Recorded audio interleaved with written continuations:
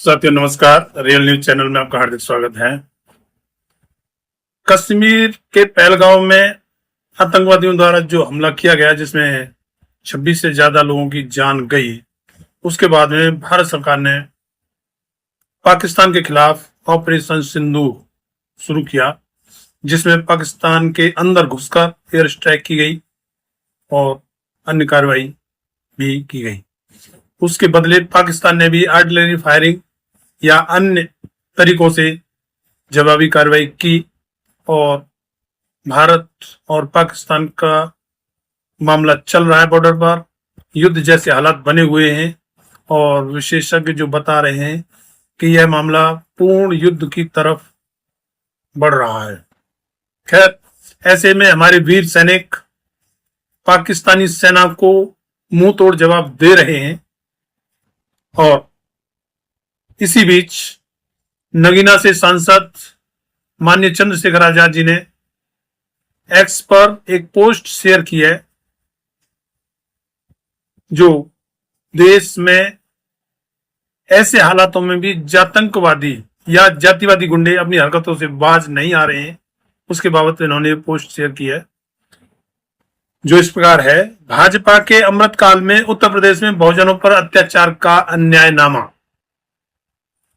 इसमें लिखते हैं 1 मई 2025 जिला सहारनपुर के थाना देवबंद के गांव जड़ौदा जट में दलित श्रमिक राजेश का शव पेड़ से लटका मिला। मृतक राजेश के दोनों पैर रस्सी से बंधे हुए थे। 5 मई 2025 जिला मैठी के थाना जामो क्षेत्र में दलित युवक गया प्रसाद पासी का शव पेड़ से लटका मिला। परिजनों के अनुसार गया प्रसाद पासी की हत्या की गई है। 4 मई 2025 रविवार शाम लगभग 6 बजे आरोपी उनके घर आए, धमकी दी और कहा आज अगर मिल गया तो जान से मार देंगे। इसके बाद गया प्रसाद लापता हो गया।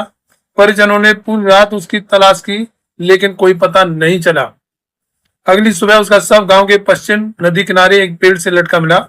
गांव में गले में चप्पल की माला पहनाई गई थी, पैरों में रस्सी बंधी थी और शरीर पर हत्या के स्पष्ट निशान थे।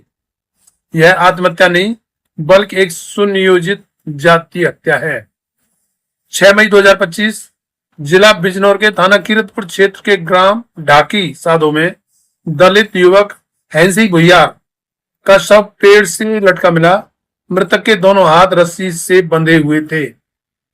इस पर माननीय आजाद जी ने मुख्यमंत्री जी से रिक्वेस्ट की है कि मैं मुख्यमंत्री योगी आदित्यनाथ जी से कहना चाहता हूं कि आपके राज्य में लगातार हो रही इन जातीय हत्याओं से स्पष्ट है कि बहुजन समाज के जीवन, सम्मान और अधिकार की कोई गारंटी नहीं बची है।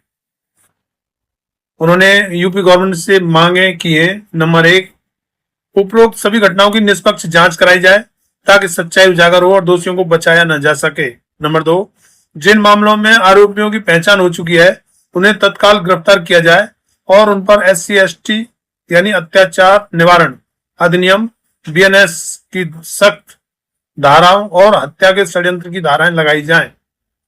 सभी मामलों की सुनवाई फास्ट ट्रैक कोर्ट में कराकर 6 महीने के भीतर न्याय सुनिश्चित किया जाए।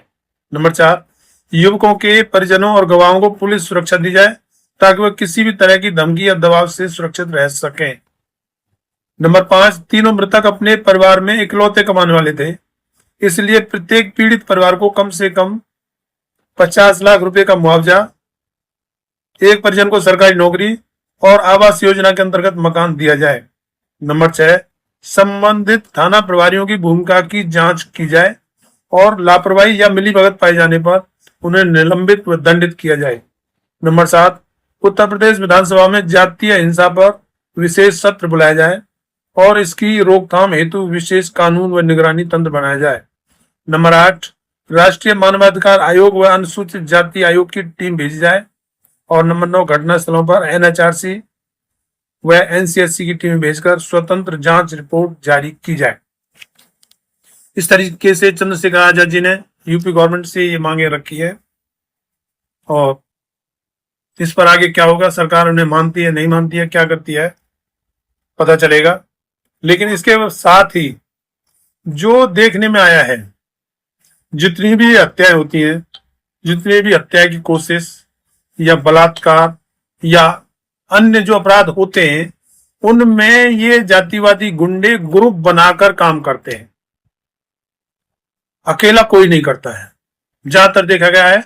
और ये जो 3 इंसिडेंट माननीय चंद्रशेखर आजाद जी ने जो उठाए हैं, पेड़ से लटका शव मिला, हाथ बंधे थे, रस्सी से पैर बंधे थे और गले में चप्पलों की माला पड़ी हुई थी, ये सारी चीजें अकेला आदमी नहीं कर सकता। इसका मतलब ये ग्रुप बनाकर करते हैं, और कई सारे जब मिल जाते हैं तो अकेला आदमी क्या करे। ऐसे हालात में एक बात याद आती है, जंगल में शेर होता है और शेर जंगल का राजा कहा जाता है, लेकिन 5-7 जंगली कुत्ते जब मिलकर उस शेर पर हमला कर देते हैं, हमला करने की हिम्मत कर लेते हैं और उसे धराशायी भी कर देते हैं, वही हालात ये जातंकवादी या जातिवादी गुंडे बहुजनों के साथ में अकेले को देखकर 5-7 मिलकर ये हरकत करते हैं, ये वारदात करते हैं। और इससे बहुजनों को सावधान रहना चाहिए और इससे सीख लेनी चाहिए। इसी के बारे में एक हमारे अम्बेडकरवादी समाज सेवी अभिषेक जाटव हैं, उनका कहना है कि कुछ मनवादियों ने मुझे धमकी दी कि तुझे हम घेर के मारेंगे, जिस पर मैंने कहा कि अकेले लड़ने की तुम्हारी औकात भी नहीं है। तो ये बात सही है उनकी।